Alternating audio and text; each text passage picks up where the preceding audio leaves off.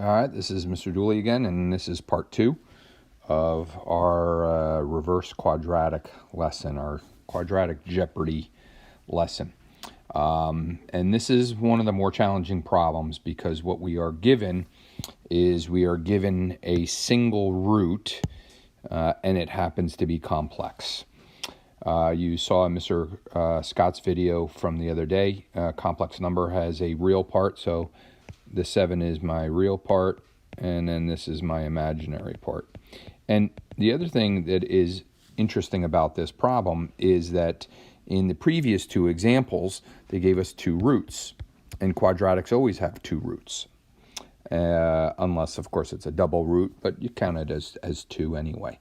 And this question says, find a quadratic equation given the root. That's singular. So the first thing that we need to do is we need to figure out, well, what would be the other root? Well, since this is an imaginary or a root, a complex root, its conjugate is the other root. So our 2 roots in this problem are 7 plus or minus 3i rad 5. So that's kind of the first thing that you need to get out of the way, is that, okay, they gave you 1 root. We know there's supposed to be 2, so the other root that they didn't give you is the conjugate of that. Okay, so I'm going to teach you guys how to do this 2 different ways. So the first way would be if we use the format from problem number 1, which was x minus root number 1 times x minus root number 2. And we would just replace right here with root 1 and root 2. These would go in for root 1 and root 2. And then we just multiply them out. And what that would look like is, it would look like this. X minus 7 plus 3i rad 5 times x minus 7 minus 3i rad 5. Notice the extra set of parentheses here and here, and that is because of that negative having to be distributed, because that root there is, these roots here are basically binomials.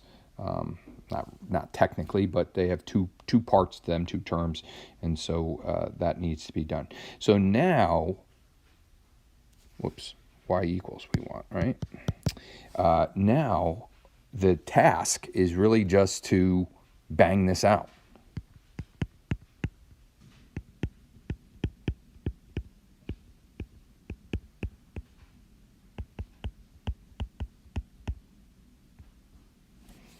Okay, and you got some work to do. It's actually 9 multiplications if you start drawing all the arrows, right? So you can take x and you're going to multiply it. I'm not going to do all of them, but you could kind of see what's going to happen.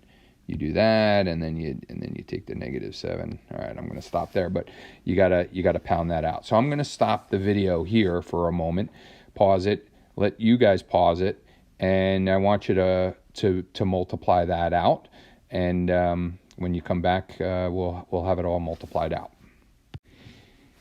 So here it is. After you've worked it out, you got 9 terms. There's 9 multiplications, but very nicely, this happens all the time.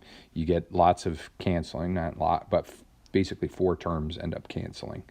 You can see I did it in red and green. So the red cancel, the green cancel.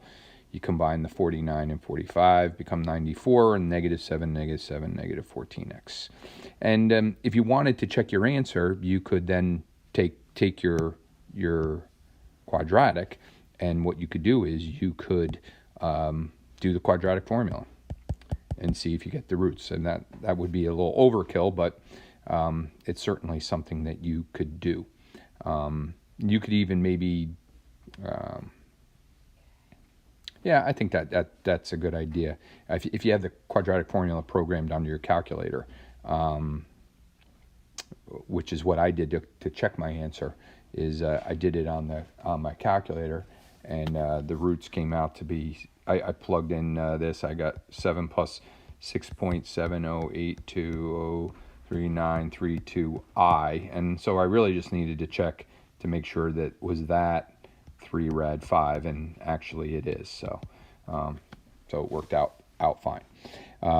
So that's how you you find that quadratic equation given the roots. As you can see, it's a lot of work. For problem number 3, I'm going to do it in a I'm going to do problem number 3 in a different way. Okay, so to do this, what I want you to think about is I want you to think about the first problem that we did. And in the first problem that we did, the roots were, I believe, -3. Let me just check real quick. What were the roots in problem number 1? -3 and 5. Okay. So in the first problem, our roots were -3 and 5, right? And when we worked that out, what we ended up with is x squared plus 2x, minus 2x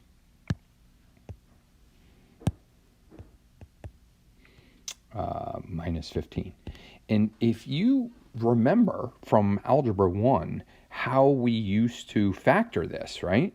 The way that we would factor a quadratic is we would look at our constant and we would say, what are the factors of -15 that add up to -2? And what it would be is it would be minus 5 and positive 3. And that's how we would write this in factored form. That's how we would factor this. Is what we're doing is that this -15, and let me do this in red here.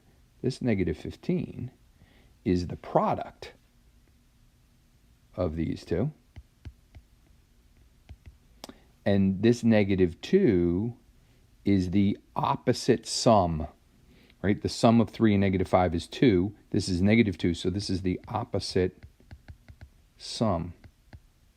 And so what we end up with is we end up with a formula, basically, a pattern, and that pattern is that this coefficient right here will be the sum of the roots, and then the constant at the end will be the product of the roots. So if you just use the example from number 1, right, the sum of 5 and -3 is -2. So this would end up, is 2. So this would end up being x squared minus 2x. And then the product of 5 and -3 is -15. And so this is an alternate way of doing these types of problems. So if you know the roots, what you would do is you would add them up, that's the sum, and then you would also multiply them, and then you could pop them right into this little formula, this kind of algorithm. I don't know if it's an algorithm, but you could pop it into this formula here. So that's how we're going to do this particular problem. So our roots are -2 minus 2i rad 3. That means the other root would be -2 plus 2i rad 3. And what we're going to do with these two roots is we're going to add them, and then we're going to multiply them.